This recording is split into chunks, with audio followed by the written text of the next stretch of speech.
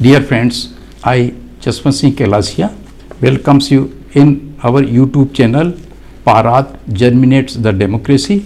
This channel is also having an Hindi version named as Parat Loktantra Ka Ankuran.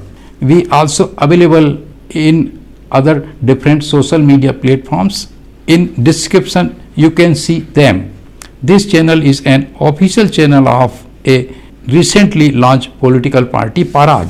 This is an abbreviated name of the party. A comprehensive vision document has been prepared for the party. Today we are discussing about the chapter 4 of this vision document. The title of this, the definition, democracy, concepts, annotation and its interpretation in Indian context. Now I repeat the title of this chapter 4, the definition of democracy, concept, annotation and its interpretation in Indian context. First of all, I explain about the definition of the democracy. There are so many definitions put forward by political scientists and other intellectuals in due course of time, but most universally accepted one definition which forwarded by ex-president of USA Mr. Abraham Lincoln. According to them, democracy is the governance of the people, by the people and for the people. Though this definition also faced so many criticism. Some political scientists criticize this definition in a mockeryful manner as this is governance of fools, by the fools and on the fools. Those intellectuals criticize this definition of Mr. Abraham Lincoln. They have put forwarded some grounds and reasons for this criticism. The ex-Prime Minister of Britain, Sir W. Churchill, is considered as most orthodox critics of the democracy. Dr. B.R. Ambedkar was also a critic of this present day democratic system of India with so many considerations. Concepts behind democratic system of governance. Before establishment of concept and the commencement of democracy, socialism, communism, the system of governance ruling was known as imperialism, dictatorship, aristocracy, theocracy, etc. In all this system of governance, more or less the concept and the dogma was as all the creations is created by God. All the creations is property of the God. In this property, human beings are also included. The king is the form representative of God. Hence, all the powers and rights are divine rights of king. Therefore, all the creation is under the respective of God. Therefore, all the creations is under the representative of God, that is the king, and the creation including human being are under the lordship of the king. The human being are the subject of the king, that is in those days subject means slave. The justice, order, direction given by the king are according to the will of God, hence ought to be obeyed. All the will, activities, opinion, version, orders of the king must be treated as divine and pious. The violation of the order, directions of the king are against the God and are as sin and punishable. Under this system of governance, there had been a religion or a royal religion. The royal religion had been formulated and developed by royal priests. The philosophy, principle, values, dogmas, etc. were also interpreted and explained by royal priests also. With the help of and advises these royal priests and ministers, the king were conducted all the royal administrative, economic, political activities. In political science, the system was called as theocratic imperialistic state system. In this system, religion had been the main base, hence this system was also called as religion-based system of governance. In such system, the religion, the religious values, religious principles and dogmas were as constitution, law and rule regulations.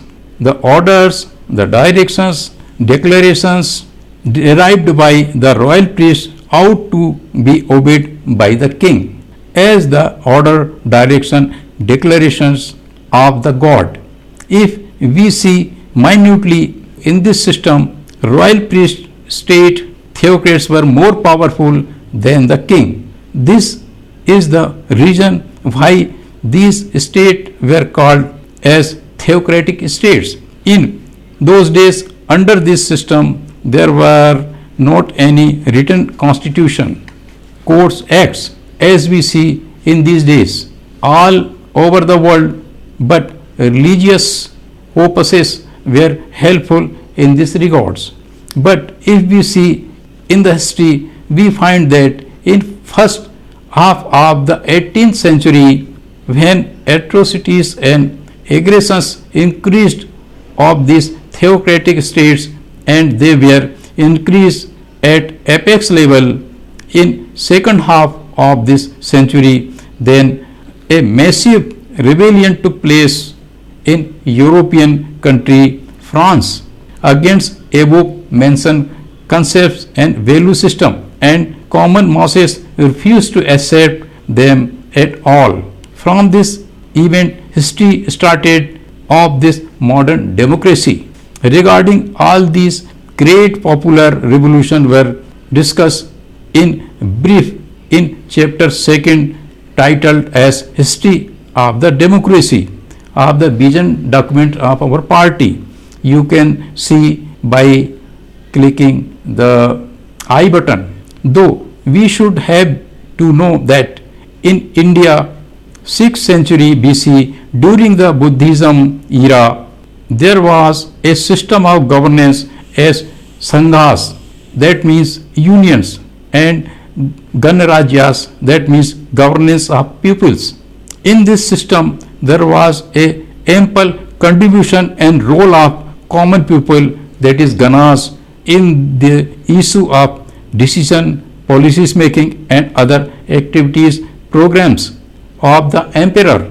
Under the emperor, there were several sanghas and ganas. According to the advices, discussions of the heads of the sanghas and ganas, the emperor took the decision, etc. The common men were also able to provide advice, suggestions to heads of the sanghas and ganas, and then according to general consensus, decisions were made. Meaning of democracy. Though the definition of democracy put forwarded by Mr. Abraham Lincoln, in this definition, the meaning, the concept and annotation are significantly embodied in itself. But in practice, there is nothing like this. Therefore, for the purpose of awakening to common man, it is essential to discuss here about the comprehensive meaning of democracy. Theoretically, of what kind a democracy must be there. For this, it has been fully explained in chapter 10 of the vision document of our party.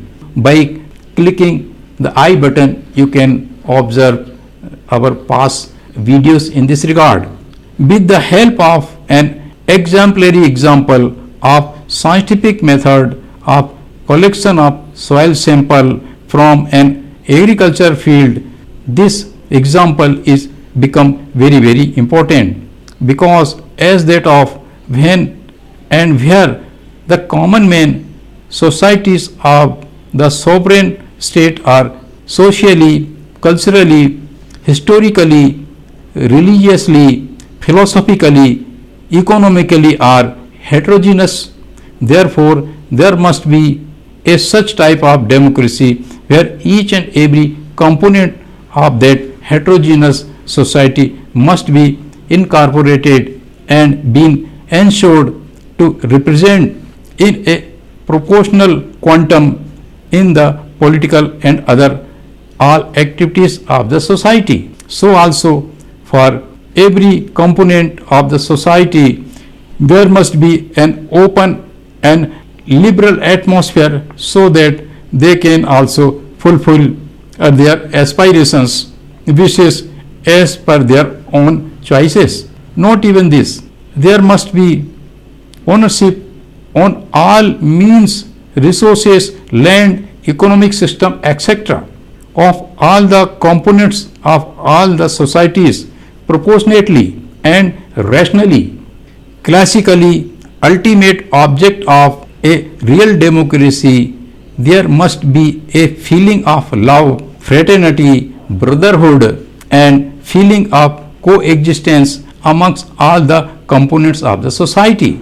But in India, as that of data published and all these issues are being remains in debates, there is a very acute irrational monopoly ownership of a very small component of the society on government and administration. A particular but very little component of the society, India controlling, monopolize over most of the commerce and industries, financial management, share markets, financial investment, etc. Most component 90% of the Indian society having only approximately 10% of means, resources, wealth, etc. Contrary to this, a few component 10% of the society having approximately 90% of means, resources, wealth, etc. There is a area wise acute imbalance also.